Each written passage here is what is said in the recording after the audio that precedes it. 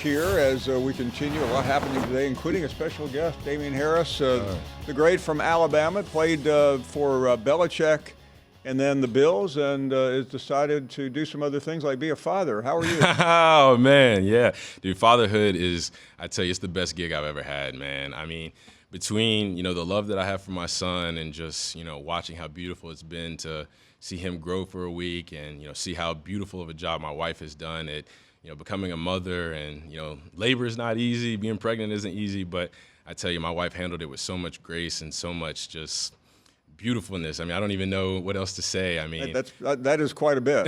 Yeah, I mean, and at the end of the day, she's healthy, our son's healthy, I'm healthy, and, God continues to plan his favor on us. Well, that is fantastic, and we're so happy that everything is going great in your life. I guess after a newborn, everything else seems secondary, but I would like to ask you about some the announcement a couple of weeks ago. It's been 2 months now, actually. Let's talk about it. That literally shook the entire sports world and beyond that when your old coach decided, I'm done. Yeah. Well, I tell you, it shook me to my core. Funny story, I was at Topgolf with a former teammate of mine, and he goes, "Hey, man, when do you think Coach Saban's going to retire?" And literally my first response was, I don't know, maybe maybe when he dies. I mean, not to be morbid, but I don't know. I don't see him retire anytime soon. And then I tell you, not even 10 minutes later, it came across breaking news. Nick Saban retired. And I mean, I feel like I felt the shake that the whole world of college football felt. We lost more than a coach to the game of football, more than a leader, more than a creator of champions, but really just a model figure for the game and for what college football is all about. I think especially with the landscape and kind of the trajectory that college football is headed towards. I think guys like Coach Saban was an important pillar in just like the integrity of the game, how the game is supposed to be played, the morals, the characters, the values, all those things that go into being a champion. So I think not only, losing a great coach, losing a leader of men, somebody who develops these young men into being great pros, I think that's a huge loss for college football. It wasn't 24 hours later that Bill Belichick went a different way. Right, yeah. It wasn't a matter of thinking about it. He was told, "Hey, thanks, Coach." Some people are given choices and some people aren't. I mean, that had to be unnerving, though, that you played for them almost you consecutively. You did play for them right after. I mean, just the contrast, literally two of the greatest coaches of all time. Yeah, I mean, like I said, we're losing two great leaders. Well, I should say one at least because, Coach Belichick, he's still on the hunt. But, like I said, just the leaders of men that they are, with Coach Saban, they're different. Obviously, everybody likes to compare Coach Belichick and Coach Saban, right? I would say that Coach Saban, obviously with kids, he was very worried about the impact he had on us as young men, people in the community, fathers one day, husbands one day. I mean, I take a lot of the things that he taught me 6-7 years ago, and I apply that to being a husband and a father. You know what I mean? On top of being, the greatest college football coach of all time, and then you've got Coach Belichick, who is the greatest X and O football mind that has ever lived. So having the incredible fortune to play for both of those guys and be led and be taught and be coached by both of those guys, I really truly feel deep down in my heart what a tremendous impact this will have not only for college football but pro as well. Damien, you were such a leader at Alabama, and there's such conflict right now. Even Coach Saban said it recently about this wasn't what I got in for. Players with their hands out. His story has continued to grow, and clearly it is a different world. And I realize you're not in it, but you're not far from it. What do you make out of where we are today? Woo, it's a tough spot to be in. It's very sticky, especially because, at the end of the day, you've got these kids, and they love football. These kids they're not just worried about the money. They're not just worried about, what NIL deals they're going to get. These kids love football. They want to compete for championships. They want to elevate their talent so they can play at the next level. But when you're hanging these big, lucrative checks in front of these college athletes, kids who don't have the proper training, who don't know how to handle this responsibility, whether it be the money, whether it be the fame, the notoriety. College athletics is more glorified nowadays, and like you said, it's just a different game. So It's very different.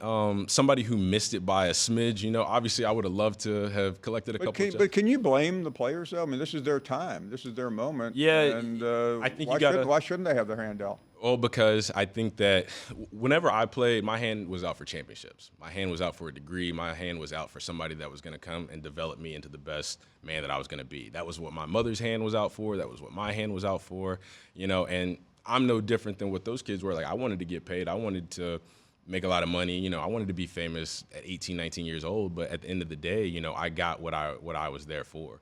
I won my national championships. I got my degree. I progressed myself to play at the highest level, play in the pros. And do you think it affects the ultimate goal of trying to do all that when you're making the kind of money and having to keep up with it and wondering, okay, what am I going to get elsewhere? Well, I think when you got head coaches openly saying you've got to spend a certain amount of money in the portal just to get a good quarterback or to get a good player, I think that does illustrate that maybe the priorities aren't the same. Again, we're talking about kids trying to make life-changing money to take care of their families, take care of themselves, and give them a lifestyle that they've never had. So it's hard to blame them, but at the same time, I think it's the job of the NCAA, it's the job of coaches, it's the guys of people like Nick Saban to prepare these kids to have that fame, have that money whenever they're ready for it. As you reflect back on Alabama, so many people have written about it, documentaries have been done and will continue to be done, but what separated Alabama from everyone else? I mean, you won 2 national championships while you were there, nearly won a few more. Yeah, Nick Saban. It's honest. I won't sugarcoat it. I won't say it any other way than what it is. I mean, Nick Saban came in, he took the program, and he made it what it is today. And it's just that simple.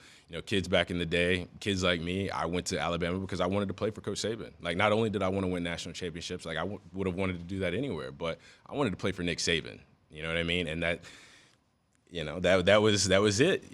That was kind of the only thing. That was more important than the university. That was overriding factor. Well, you came from Kentucky, so you had to make a choice. Is there the University of Alabama without Nick Saban? I mean, obviously there is. It's still standing there. Well, they did okay in the. Will we still have the? Will 30s, we still be 40s, having the same 60s, conversation? 70s and 80s won a national. I mean, they won a lot of national championships. They did. Will we still have the same conversation right now, though?